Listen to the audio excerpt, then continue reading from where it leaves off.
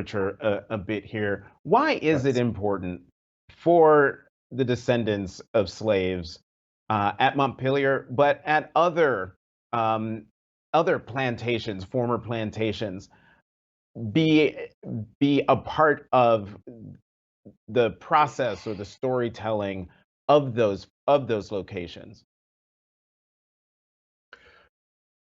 Because it's a unifying message, because the invisible founders of our country have never had a voice, and we owe it to them.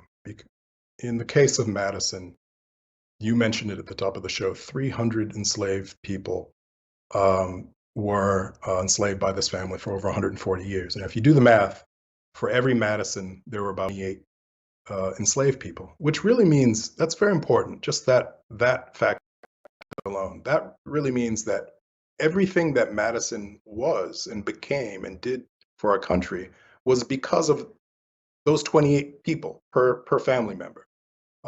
I've never been in a community in my life in which the people around me did not affect me and contribute to who I am.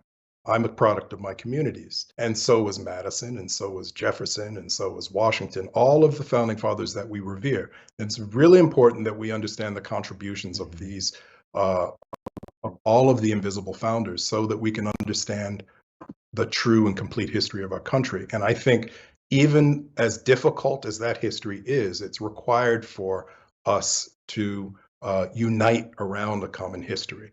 And that history is not too difficult for Americans to understand and to accept. It's at the end of the day, it's patriotic to be able to accept the wholeness and the completeness of even complicated history. And I think that's why the rubric and structural parity was kind of feted amongst the museum community, and why it's so important. It truly is groundbreaking. And I think that at a time in our nation's history where there's so many centrifugal forces pulling us apart, a better understanding of history is really, really important, and it has And a uniting message. telling